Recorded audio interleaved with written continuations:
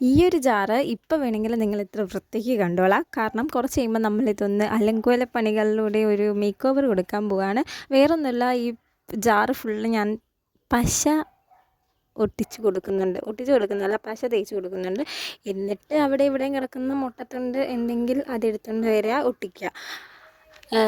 ഒട്ടിക്കുക എന്ന് പറയുമ്പോൾ സിമ്പിളാണ്, പക്ഷേ കുറച്ച് സമയം അതവിടെ ഇരുന്ന് ഒട്ടിക്കാനായിട്ട് നമ്മൾ നോക്കണം. അല്ലെങ്കിൽ ഞാൻ പശയ്ക്കകത്ത് കുറച്ച് വെള്ളം കലക്കി ലാഭിക്കാൻ നോക്കിയായിരുന്നു.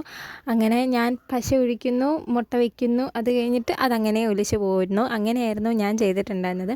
പിന്നെ ഒരു വിധത്തിൽ ഞാൻ ഒരു ദിവസം ഫുള്ള് അത് ഉണങ്ങാൻ വെച്ചിട്ടുണ്ടായിരുന്നു. പിന്നെ ഞാനൊരു വൈറ്റ് പെയിൻറ്റ്, തീരാറായ ഒരു വൈറ്റ് പെയിൻറ്റ് അടിച്ചു കൊടുത്തു. രണ്ട് സൈഡിലും പശ വെച്ചിട്ട് എൻ്റെ കയ്യിലുണ്ടായിരുന്ന ഒരു ത്രെഡ് വെച്ചിട്ട് ഞാൻ ചുറ്റി കൊടുത്തു.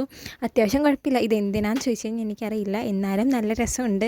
എവിടെയെങ്കിലുമൊക്കെ ഒരു എസ്തറ്റിക് അപ്പിയറൻസിന് വെക്കുക.